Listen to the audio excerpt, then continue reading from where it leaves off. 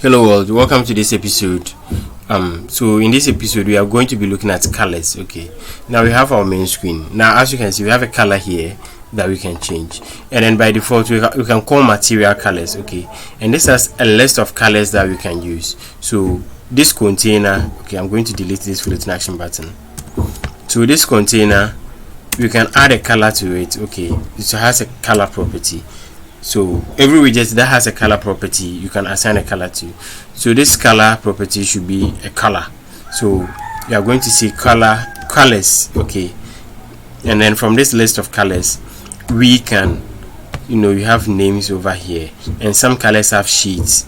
As you can see, black, we have sheets of 12, 26 up to 87, and then black, this is 100%.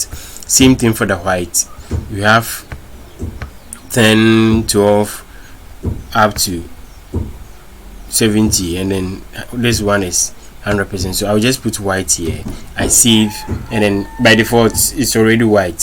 So I'm just going to change this to white 38, and then let's see, do you even see the change? No, we don't. We don't. Okay, so this white comes with a little bit of opacity.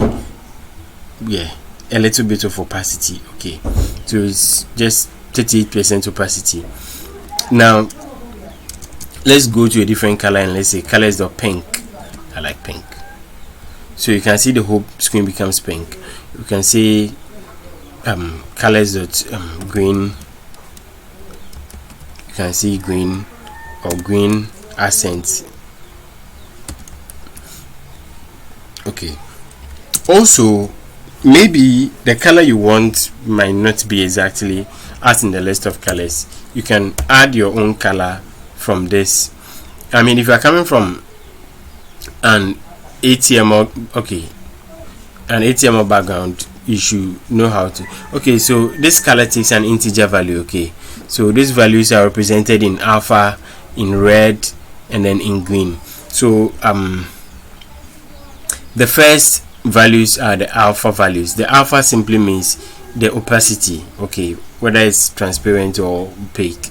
And then we have the other colors, that is the red value, the green value, and then the blue value.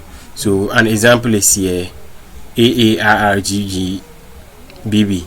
So alpha, red, green, blue. So as you can see, 0 times 0x. So if you want to put, let's say, a white color, you see 0x and then say FF. The FF is for the opacity. Okay, this simply means that you are giving it 100% opacity, so the color is going to be opaque, fully filled. And then you add your color codes. It should be 6. So white should be 1, 2, 3, 4, 5, 6. So as I entered 6 more F's, you have seen that this changes to color white. If I save, it becomes white. Okay, and if let's say we want color like red, then we know that we are going to put this 4 to 0, 0, 0, 0, and then this 2.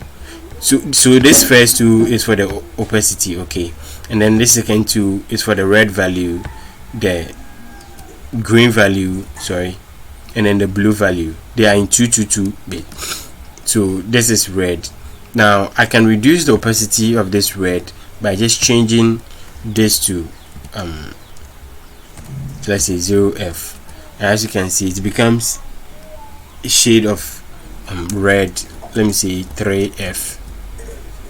You see, so this is for AF, this is for the opacity. Okay, so if you want it to be the fully opaque, we are going to use FF. It doesn't matter whether it's capital or small letters, and then you can put your color code in here. So I'm going to put something FF12F DDE. So we are going to get a color like this. Okay, so I just guessed your colors ranges from 0 to 9, and then A to F. I mean, you should go and learn from. Okay, Another way we can specify color is by using the RGB, that is color dot from ARGB. Is the same as what we did. So if you want it to be fully opaque, I think we are going to put 1 here, and so let's see, 0 being transparent, and then 255 means fully opaque. So 255, that means we want the color to be opaque, and these values, the maximum is 255, the least is 0. So if you want a green color, you can put this one to 0 and then put this one to 255. That is for the green. And you can put the blue to 0. Now when we save, you see that we get a green color over here. So you can mix up these colors. So we know that if you add green and blue, you are going to get color Benny. I don't know. Okay. And then if you know that we have the same value for red, green and blue, you are going to get white, separation of white light. So I'm just going to put 0 here and then see red, and then blue is going to give you, is it pink or violet? Pink. Yeah, so you can play around with this one too, but if you just know the color name, just put it there. All right. Okay, so the next widget I'm going to look at is the text. Now, thing about widgets is that every widget takes a child. Okay, the child means what default widget is going to be stored in it. So as you can see, this is just a color with nothing else in there. So what we can do is we can put a child there. We want to write a name there, so we are going to put child. Is the property of the container. If you check this container, you are going to see that it has a property of child. Okay, here's a widget. So you are going to put child, and then you are going to put text if you want text. Now this text also have many properties, but we have default properties. Okay, and the default property for the text is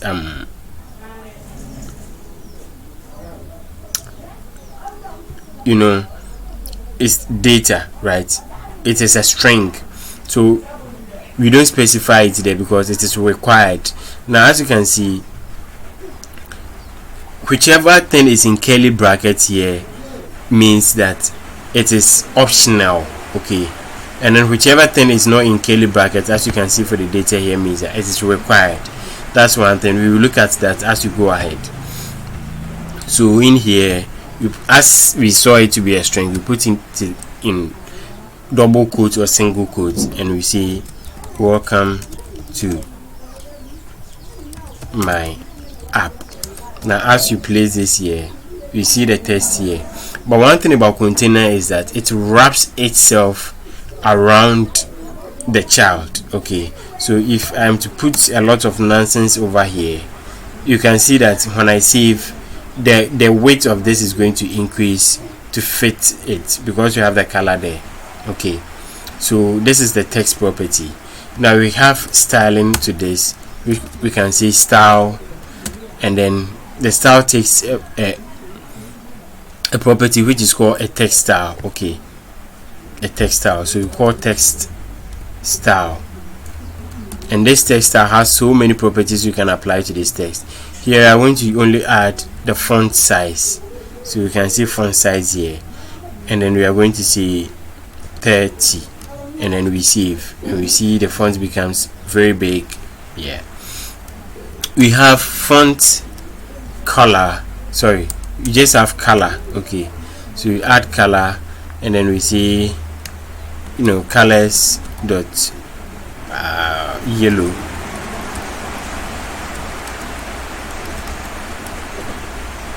and then the text color becomes yellow. We have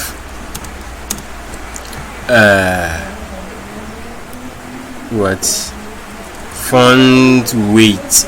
So font weight, you can see font weight dot bold. When we add this, the text becomes bold. We have more properties here. W100 means it should be very thin. So if I put W100 there, very thin, and I put W800 there, it should be very bold. Yeah, that is the weight. Okay. The next thing, sorry, what else? Font style. So you can see font style, and then it takes just two values, italic or normal. So if I put italic and I save, you can see that they get slanted. Yeah, so this is all about fonts and then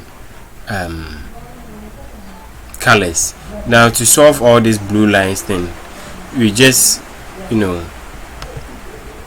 kind of say, click on this yellow thing here, and then you see add constant modifiers everywhere. Now when I do this, all these things go. Okay, yeah. So that is that.